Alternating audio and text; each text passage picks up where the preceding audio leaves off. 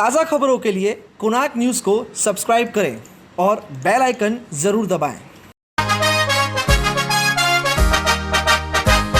अपना शहर, अपनी बातें, अपना शहर, अपनी बातें, सुबह शाम हर रोज आपके लिए लाते, हम आपके लिए लाते। कहीं पे चोरी, कहीं पे डाका, ब्रेकिंग न्यूज में बगुन टाका, मंत्री मौजी पाड़े का काका, न्यूज अपनी चटपटा पटाका, पटा पटाखा पटा पटाखा।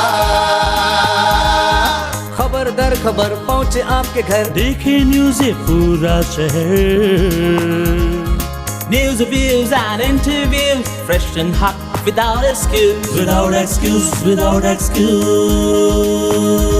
So tune in, keep watching. पूरे शहर की बातें, अपना शहर, अपनी बातें, अपना शहर, अपनी बातें, सुबह शाम हर रोज आपके लिए लाते, हम आपके लिए लाते।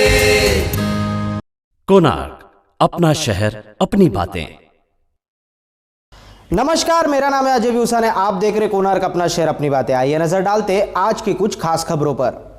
कोणार्क, अपना शहर अपनी बातें।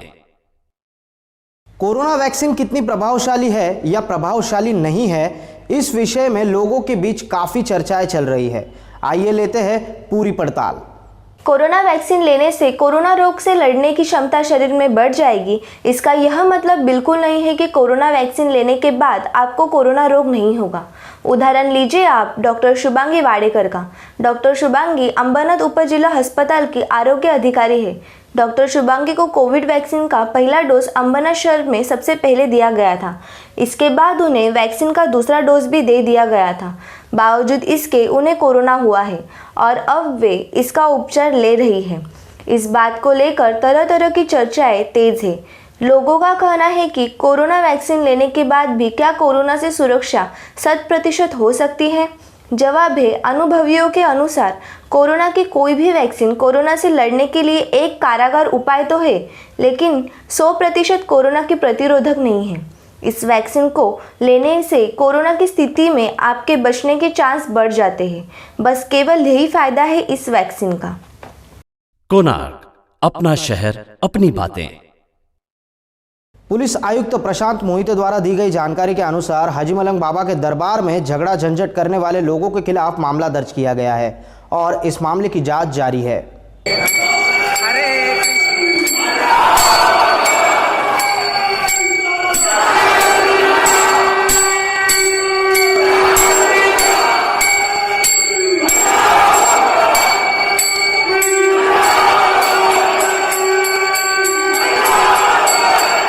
क्या बताएंगे, आज आप मलंगड़ इलाके में गए थे आरती करने के लिए, वहाँ पे जो कुछ वाद विवाद हुए 2-3 दिन पहले, आपकी क्या भूमिका है?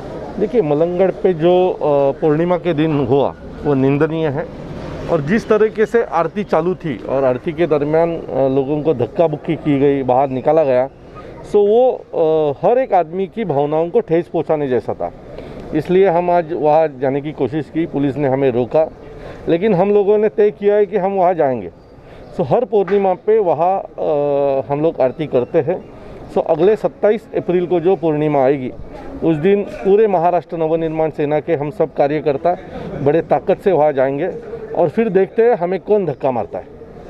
शिवसेना की भूमिका अब तक इस पूरे मामले में सामने नहीं आई है। हर माघ पूर्णिमा को शिवसेना भी ऊपर जाती है, आरती करती है, लेकिन देखिए, वो शिवसेना नहीं रही जो आनंदी साहब ने बनाई थी। ये जो शिवसेना है थाना की, ये इलेक्शन के माहौल पे चलती है। हमें कौन मदद करेगा, आगे जाके इलेक्शन के गणित क्या होंगे, इस हिसाब से उनकी भूमिका तय होती है। तो मुझे ऐसा लगता है कि अभी जो बाला साहब की हिंदुत्व थी, जो बाला साहब की शिवसेना थी, उसका काम अभी राज साहब ठाकरे कर रहे हैं और आपको जो 27 अप्रैल को इस बात का परिचय आ जाएगा। शिवसैनिक भी दिल से नाराज़ है, आपके पास नाराज़गी जताई अनेक लोगों ने। बहुत लोगों ने हमारे लोगों को फ़ोन किया यहाँ अंबरनाथ बदलापुर के, और उनका कहना था कि ये हमने करना चाहिए था, क्योंकि हम सब इलेक्शन यही माहौल पे लड़े हैं। सो आज लोगों को हमारी ज़रूरत है, सो हम सत्ता में हैं और ऐसे वक्त में अगर हम लोगों को उपयोग में नहीं आएंगे, हमारे लोगों की भावनाओं को ठेस पहुंचाई जाएगी और कोई कुछ करेगा नहीं, तो इसकी ये नाराज़गी शिवसेना में बहुत बड़े पैमाने में है। शिवसेना का हिंदुत्व कहने की कम होते दिख रहा है। बाला साहब के साथ ही शिवसेना का हिंदुत्व खत्म हो गया। जो बाला साहब हमेशा कांग्रेस के बारे में कहते थे, आज उनके ही साथ सत्ता में बैठी है। सो हिंदुत्व ये शब्द अभी शिवसेना के लिए नहीं है, वो सेक्युलर पार्टी हो। अनेक वर्ष तिथे पूजा होते आणि ज्या पद्धतीने जे काही ते व्हिडिओ बाहेर आले, ज्या पद्धतीने आपल्या लोकांना आरती करताना धक्काबुक्की किंवा बाहेर फेकून देण्याचा प्रयत्न केला, त्याच्यानंतर आपण योग्य तो निर्णय या सगळ्या बाबतीत घ्यावा. मला असं वाटतंय की कारण एवढ्या वर्षात कधी या सगळ्याला विरोध नाही झाला, अचानक कसा काय विरोध होतो हा पडलेला आम्हाला सगळ्यांना प्रश्न आहे. की मलंगडाचे तणावाचं वातावरण होतं, किती जणांवर यापूर्वी गुन्हे दाखल केले आणि आज मनसेने जे एक प्रकार केला त्याचं काय सांगाल? 28 तारखेला जी मलंगडावर घटना झाली त्यामुळे थोडासा तणाव निर्माण झाला होता दोन गटामध्ये. त्यावर आपण 2 गुन्हे दाखल केलेले आहेत. त्या गुन्ह्यामध्ये आत्तापर्यंत 5 लोकांना आपण ताब्यात घेतलेलं आहे. पुढील तपास आणि कायदेशीर कारवाई चालू आहे.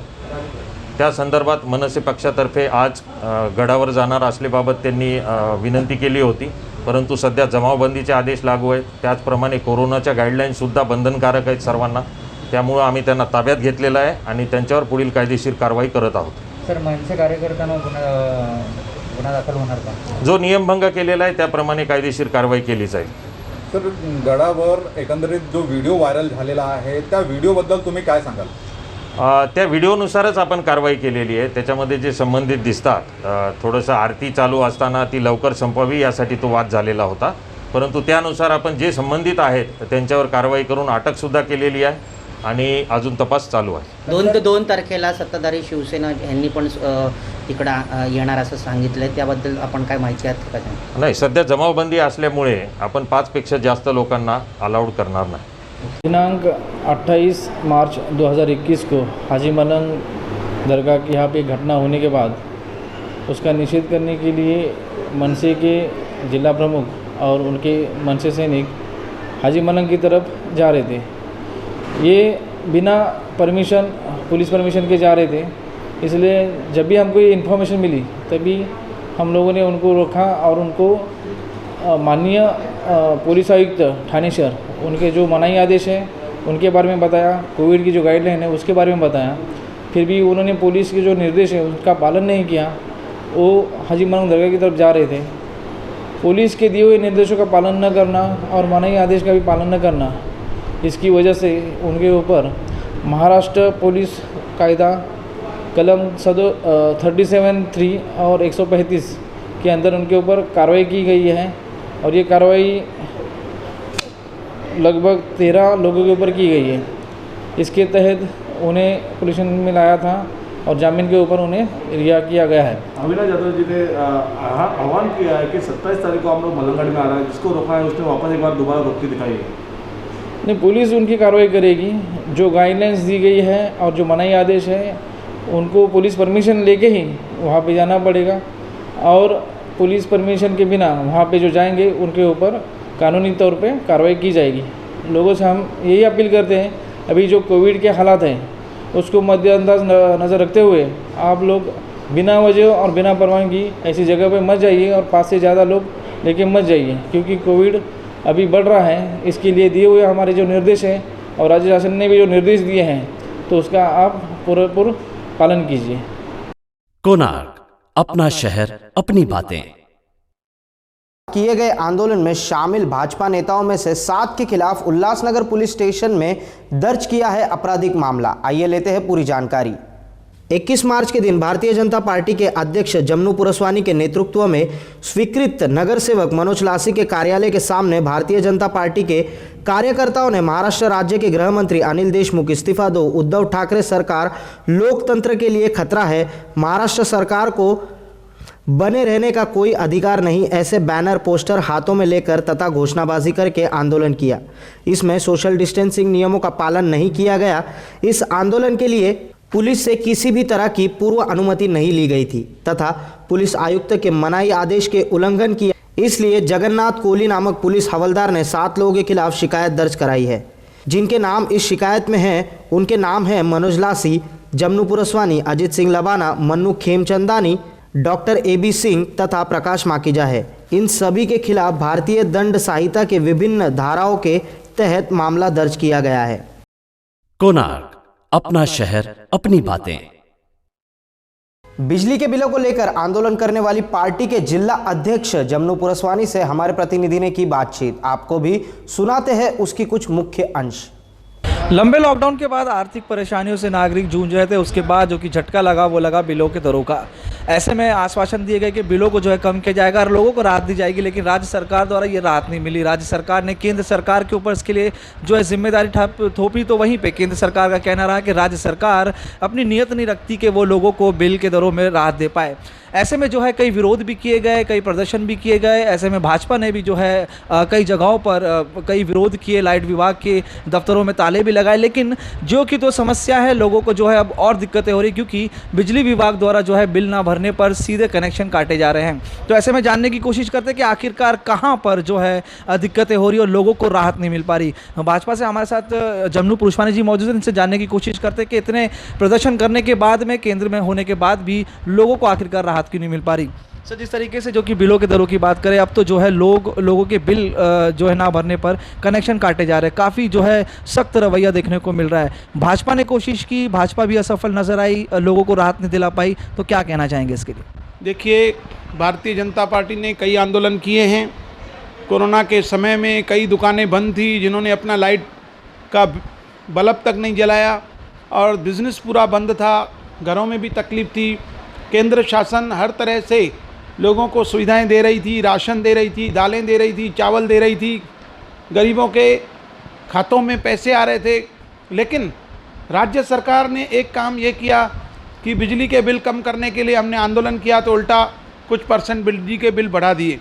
और जब कई बार आंदोलन होने पर उन्होंने आश्वासन दिया कि आगे चल करके हम बिजली के बिल कम करेंगे, लेकिन जैसे जैसे समय बीतता गया वो अपनी बातों से मुकरते गए। उन्होंने कहा कि हम धीरे धीरे करके टप्पेवारी से बिल लेंगे, लोगों से परेशान नहीं करेंगे। और आज ऐसा भी कर दिया कि इस मार्च के महीने में जब पूरी तरह से शहर में गर्मी का माहौल है तो लोग परेशान हैं, गर्मी की वजह से लोगों के पास पैसे नहीं हैं और अचानक लाइट काटना शुरू कर दिया, मीटर लेने जाना शुरू किया। तो मैं यही कहूँगा कि यह जो लोकतंत्र का अपमान करके जो सरकार बनी है, भारतीय जनता पार्टी को सबसे ज़्यादा विधानसभा में बहुमत मिला था, लेकिन इन्होंने राष्ट्रवादी कांग्रेस और कांग्रेस से मिलकर के यह जो सरकार बनाई है वह आपस में एक मत नहीं है। एक पक्ष का कहना है कि बिल कम होने चाहिए, दूसरा पक्ष कह रहा है बिल कम नहीं होने चाहिए, आपस में ही सहमति नहीं बन रही है। तो इन्हें नैतिक जिम्मेदारी स्वीकार करते हुए, जैसे कि आपने अभी अभी देखा कि कितना बड़ा कांड हुआ मुंबई के अंदर, एंटीला में जो कांड हुआ वो आपने देखा, कितना बड़ा कांड हुआ। तो यह लोकतंत्र का अपमान होता जा रहा है। लोगों ने जिसे चुना है वो सरकार नहीं में है और जिन्होंने लोगों ने नहीं चुना है वो सरकार चला रहे हैं। तो इस प्रकार वसूली की सरकार होती जा रही है। आपने देखा वसूली का भी, आपने देखा कि किस प्रकार 100 करोड़ की वसूली का टारगेट दिया जा रहा है पुलिस डिपार्टमेंट को। तो मैं कहूँगा कि इन्होंने अपनी नैतिक जिम्मेदारी स्वीकार करते हुए त्यागपत्र ही दे देना चाहिए। और यह जो बार बार कहने पर भी जनता का अपमान कर रही है, भारतीय जनता पार्टी ने कितने आंदोलन किए कि हम लाइट के बिलों में कम करेंगे, हम नहीं काटेंगे, हम थोड़ा थोड़ा करके पैसा लेंगे, लेकिन हर बात का विरोध करती जा रही है सरकार। तो लोग भी बहुत आक्रोश में हैं। अगर मध्यवर्ती चुनाव होते हैं यहाँ पर तो देखेंगे कि पूरी तरह से यह तीनों पक्ष समाप्त हो जाएंगे और भारतीय जनता पार्टी 200 सीटें लेकर के सबसे बड़ी पार्टी महाराष्ट्र के अंदर उभरेगी। और हम वो करके दिखाएंगे जो हमने बोले हैं, जो हमने वादे किए हैं, जो हमने लाइट का बिल कम करने के लिए जो आश्वासन दिया है, उस सब का फायदा लोगों को मिलेगा। कोणार्क, अपना शहर, अपनी बातें। कल्याण खाड़ी के पास स्थित डंपिंग में डीजल की बोतलें स्थान स्थान पर रखी गई थी। बता दें कि कुछ ही दिन पहले इस डंपिंग ग्राउंड में आग लग गई थी, जो कि काफी मुश्किल से बुझ पाई थी। इसी विषय में क्या है कहना कल्याण डोंबिवली महानगर पालिका के सहायक आयुक्त रामदास कोकरे का, आइए जानते हैं। तिथं काही ठराविक अंतरावर काही डिझेलच्या बाटल्या ठेवलेली आमच्याकडे माहिती मिळालेली आहे. त्या अनुषंगानं आम्ही आता पोलीस स्टेशनला या संदर्भात चौकशी करण्यासाठीचं पत्र देणार आहोत. यापूर्वी तिथं लागलेल्या आगीच्या बाबतीत संबंधित कोण संशयित असतील त्यांच्यावर तपास करून कारवाई करण्याबाबतचं पत्र दिलं होतं. परंतु आता हे डिझेलचं हे नवीन विषय पुढे आलेला आहे, डिझेलच्या बाटल्या. तर त्या संबंधात आम्ही आता पोलीस स्टेशनला चौकशीसाठीचं पत्र देणार आहोत. आगीचा आणि या डिझेलच्या बाटल्यांचा काही संबंध असू शकतो? आतापर्यंत असं काही जाणवलं नाही, पण आता हा नवीनच विषय पुढे आलेला आहे की डिझेलच्या बाटल्या तिथं आढळल्या आणि आगी कशामुळे लागतात, कोण लावतं ह्याच्या संबंधी चौकशीसाठी आम्ही यापूर्वीच पत्र दिलेलं आहे. परंतु आता हा डिझेलचा बाटल्या ठेवल्या काय डिझेल चोरीच्या उद्देशाने डिझेल काढून ठेवलेलं आहे की आगी लावण्याच्या दृष्टीने डिझेल ठेवलेलं आहे याचा सखोल चौकशी होणं आवश्यक आहे. त्या दृष्टीने आम्ही पोलीस स्टेशनला आता पत्र देणार आहोत. कोणार्क, अपना शहर अपनी बातें. हिराली फाउंडेशन तथा ट्रैफिक पुलिस की ओर से शहर में नो हॉकिंग पखवाड़ा मनाकर लोगों को शोर के प्रति जागरूक किया गया. हिराली फाउंडेशनचं पहिल्यांदा मी कौतुक करतो व त्यांचं पहिल्यांदा हिराली फाउंडेशनच्या सर्वश्री खानचंदानी मॅडम यांचं मी आभार मानतो. त्यांनी नो हॉकिंग या उल्हासनगरमधले नो हॉकिंगच्या अनुषंगाने विविध ठिकाणी कार्यक्रम केलेले आहे. शिवाजी चौक, 17 section, Kurla camp 1 number, Ulhasnagar 1 नंबरमध्ये या ठिकाणी कार्यक्रम त्यांनी आज तो कार्यक्रम केला रिक्षा बांधवांच्याकडे. क्योंकि उल्हासनगर होणारे आवाजामुळे होणारं प्रदूषण कमी व्हावं, रिक्षा चालकांमध्ये जागृती निर्माण व्हावं, जनजागृती उद्देशाने त्या ठिकाणी त्यांनी आज हा कार्यक्रम घेतलेला आहे. सर्व रिक्षा चालकांनी भी याचं फॉलो करावं मी अशी अपेक्षा करतो. देखिए, आप सभी को पता है कि कोविड पैंडेमिक इतना बढ़ चुका है उल्लासनगर में कि हम कोई भी बहुत बड़ा कार्यक्रम नहीं कर सकते हैं. इसलिए जो नो हॉकिंग डे 13 मार्च का था उसे हमने अभी पूरा 1 महीना सेलिब्रेट करने का फ़ैसला लिया है, जिसमें एक बहुत ही छोटी सी बात हम कर रहे हैं कि हम प्रत्येक रिक्शा स्टैंड पर जा रहे हैं. क्योंकि आप ये जो रिक्शा चालक भाई जो हमारे देख रहे हैं, ये क्योंकि इनके रिक्शा दोनों तरफ से खुले होते हैं और ध्वनि प्रदूषण इनसे ज़्यादा शायद कोई प्रताड़ित ही नहीं होता है. अनजानवश अनचाहे ये रिक्शा ड्राइवर भाई हमारे खुद भी हॉर्न बजाते हैं और सबसे ज़्यादा हॉर्न की जो तकलीफ़ है इन्हें सहन करनी पड़ती है. एक रिसर्च बताती है, डॉक्टर्स की ये रिपोर्ट बताती है कि स्पेशली जब ये रिक्शा ड्राइवर्स भाई रोड पर चलते हैं तो करीबन 15 से 20 वर्ष पहले ये बहरे होने की संभावना है. सो हिराली फाउंडेशन और थाने सिटी पुलिस की एक अनोखी पहल है. हमने आप देख रहे हैं कि हमारे ये रिक्शा चालक जो भाई हैं, इनके सम्मान में आज हमने इन्हें शांति दूत का टाइटल दिया है. एक बहन की तरफ से प्यारा सा फूल दिया है और सभी रिक्शा चालक बंधुओं से ये आग्रह किया है कि आप बिना कारण हॉर्न न बजाएं. कोणार्क, अपना शहर अपनी बातें. कोणार्क न्यूज की तरफ से शहर के मशहूर उद्योगपति प्रकाश आहूजा तथा उल्लासनगर महानगर पालिका के कर्मचारी हरेश होटवानी को भावपूर्ण श्रद्धांजलि. कोणार्क, अपना शहर अपनी बातें. आइए एक नज़र डालते आज की अन्य खबरों पर. काल म्हणजे रात्री कोळशेवाडी पोलीस स्टेशनला एक गुन्हा दाखल झाला होता. CRPC IPC 363 प्रमाणे गुन्हा रजिस्टर नंबर 131/21. यामध्ये एक कुमारी स्मृती सुरेश भवारी, वय वर्ष 17 वर्ष 6 महिने, ही घरातून निघून गेली होती. त्यामुळे तिला कोणीतरी फूस लावून पडवून नेला असावा अशा प्रकारची फिर्याद तिच्या आईवडिलांनी दिल्यामुळं तो गुन्हा दाखल झाला होता. या गुन्ह्याचा तात्काळ तपास माननीय पोलीस आयुक्त यांनी करण्याबाबत सूचना दिल्या होत्या. त्याप्रमाणे आज त्या मुलीला आपण शोधून तांत्रिक याच्या आधारे तिला शोधून आपण तिच्याकडे चौकशी केली असता तिनं असं सांगितलं की तिला घरी थोडेसे आईवडील त्रास देतात आणि रागवतात. त्या कारणावरून ती आपल्या मैत्रिणीकडे ती निघून गेली होती. आता तिला या ठिकाणी पोलीस स्टेशनला आणून तिला सुखरूप तिच्या आईवडिलांच्या ताब्यात दिलेलं आहे. त्याचप्रमाणे खडकपाडा पोलीस स्टेशनला एक 27 तारखेला अशाच प्रकारचा एक गुन्हा दाखल झाला होता. तो त्याच्यामध्ये एक मुलगा निघून गेला होता. तो खडकी येथे खडकी पुणे या ठिकाणी असल्याचे आपल्याला त्याच्या तांत्रिक विश्लेषणावरून माहिती मिळाली होती. तिथेही तात्काळ आपण पोलीस पाठवून त्या मुलाला आपण ताब्यात घेऊन तिच्या आईवडिलांच्या ताब्यात तात्काळ दिलेलं आहे. 24 तासात ही कामगिरी केलेली आहे. त्याचप्रमाणे एक मिसिंग दाखल होती कुमाला ऋतू शुक्ला नावाची 19 वर्षाची मुलगी पण निघून गेली होती. जी मिसिंग दाखल केली होती खडकपाडा पोलीस स्टेशनला. तिचं फोनचं लोकेशन प्राप्त करून तांत्रिक विश्लेषण करून तिला 24 तासाच्या आतमध्ये आपण शोध घेऊन तिच्या आईवडिलांच्या ताब्यात आपण दिलेला. अशा प्रकारची ही कामगिरी माननीय पोलीस आयुक्त ठाणे शहर, माननीय सहपोलीस आयुक्त ठाणे शहर त्याचप्रमाणे पूर्व प्रादेशिकचे श्री कराळे सर आणि झोन 3 पानसे सर यांच्या मार्गदर्शनाखाली ही अशी तात्काळ कारवाई करून जी मुलं होती त्यांना त्यांच्या आईवडिलांच्या ताब्यात सुखरूप दिलेली आहे. मैत्रिणीकडे गेलेली, मग त्याच्यानंतर परत तिचा कॉलच आला नाही म्हणून शोधाशोध सुरू केली, पण लवकर आम्हाला परत भेटली. Thank you sir so much. कसं तुम्ही पोलिसांकडनं हे केलं आणि कसं शोध? रात्री आल्यानंतर आम्ही कंप्लेंट केली कोळशेवाडी पोलीस स्टेशनला. त्याच्यानंतर त्यांनी सर्व शोधाशोध सुरू करून आज लवकरच आमच्या परत ताब्यात दिले आणि सुखरूप आहे. Thank you so much. कंप्लेंट दिल्यानंतर म्हणजे पोलिसांनी चांगल्या प्रकारे सहकार्य केलं आणि आमची मुलगी मिळवून दिली, त्याबद्दल मी त्यांचे धन्यवाद मानतो. त्याच्यापेक्षा मी जास्त नाही काही बोलू शकतो. कोणार्क अपना शहर अपनी बातें. नाही, यापूर्वी आपण ऑडिटरची नियुक्ती केलेली होती खाजगी कोविड हॉस्पिटलमध्ये, पण जेव्हा कोविड रुग्णसंख्या अतिशय कमी झाली त्या टायमाला खाजगी हॉस्पिटलला पेशंटच नव्हते म्हणून आपण ती नियुक्ती रद्द केली होती. परंतु परत एकदा जी सेकंड लाट आलेली आहे कोविडची, त्याच्यामध्ये रुग्णसंख्या खूप वाढत आहे. हॉस्पिटलमध्ये म्हणजे फुल होत आहेत. अशा स्थितीमध्ये गोरगरीब जे रुग्ण आहेत त्या रुग्णाला कुठेही अडचणी होऊ नये आणि त्यांना वाजवी बिल आकारलं जावं हे विचारात घेऊन आम्ही परत सर्व ऑडिटरची पुनर्नियुक्ती त्या हॉस्पिटलला केलेली आहे. एकूण 26 हॉस्पिटल आहेत. 26 हॉस्पिटलला आम्ही पुनर्नियुक्ती केलेली आहे आणि प्रत्येक हॉस्पिटलला एक ऑडिटर आम्ही अटॅच केलेला आहे.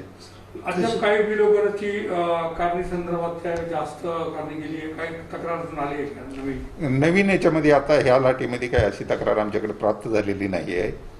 पण अगोदर ती सुविधा तिथल्या तिथं भेटत होती नागरिकांना, म्हणजे रुग्णांना, ते मध्ये खंडित केली होती आपण, ते आता परत आपण चालू केलेले आहे. त्याच्यामुळं रुग्णांना तिथल्या तिथे ऑडिटर भेटेल, बिल तपासून देईल आणि वाजवी बिल आकारलं जाईल. सर, कशा प्रकारची कारवाई आपल्या पालिकेकडनं त्यांच्याकडे केली जाते बिल जास्त घेतलं तर? बिल जास्त घेतलं तर आपण नेहमीप्रमाणे त्या रुग्णालयाला कळवतोय आपण की तुम्ही हे अनेक्षरसीपेक्षा जास्त दरानं बिलाची आकारणी केलेली आहे, तेवढं बिल परत करण्यासाठी सांगतो किंवा जाग्यावर तिथल्या तिथं तेवढं बिल कमी करायला सांगतो. आणि जर हॉस्पिटलला समजा जास्तच वसुली असेल आणि हॉस्पिटल परत करत नसेल तर आम्ही कायदेशीर पुढची प्रक्रिया करतो की हॉस्पिटल बंद करण्याविषयी त्यांना नोटीस देतो. जर नाही हॉस्पिटलनं खरोखरच ऐकलं आणि रुग्णाला पैसे परत नाही गेले तर हॉस्पिटल आपण बंद करतो. मागच्या केसमध्ये आपण अशा हॉस्पिटल बंद केलेले आहेत. कोणार्क अपना शहर अपनी बातें.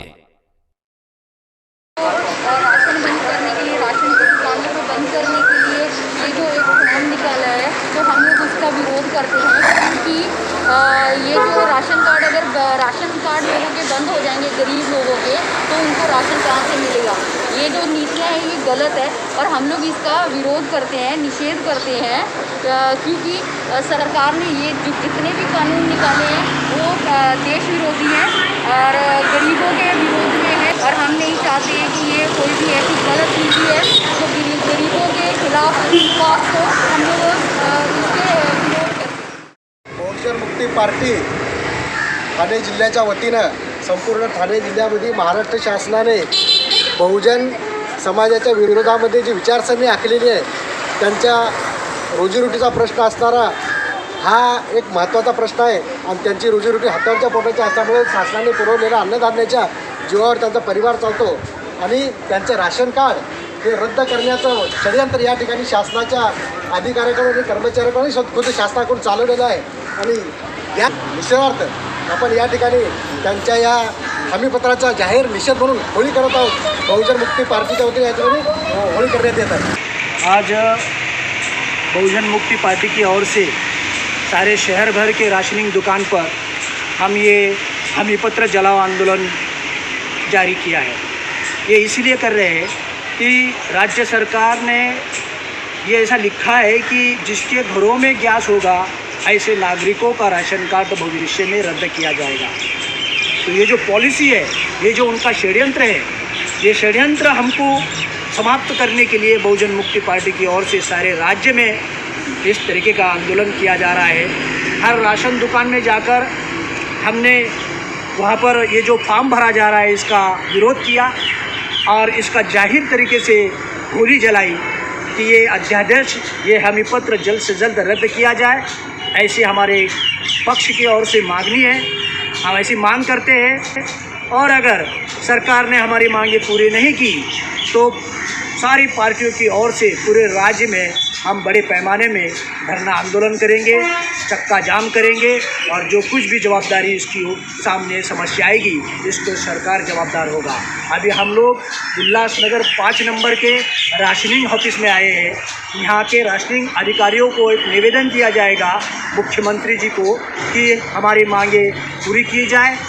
कोणार्क, अपना शहर, अपनी बातें। कोणार्क न्यूज के दर्शकों को महाराष्ट्र राज्य के देवत श्रीमंत छत्रपति शिवाजी महाराज की जयंती के उपलक्ष्य में हम देते हैं आप सबको कोटि कोटि शुभकामनाएं। कोणार्क, अपना शहर, अपनी बातें। तो ये थी आज की कुछ खास खबरें। फिर मिलेंगे नई खबरों के साथ, तब तक के लिए देखते रहिए कोणार्क, अपना शहर, अपनी बातें। अगर आपके परिसर में कोई घटना घटती हो तो उसकी दी हुई फुटेज आप हमारे नंबर पर भेज सकते हैं। तब तक के लिए मुझे दीजिए इजाजत। धन्यवाद।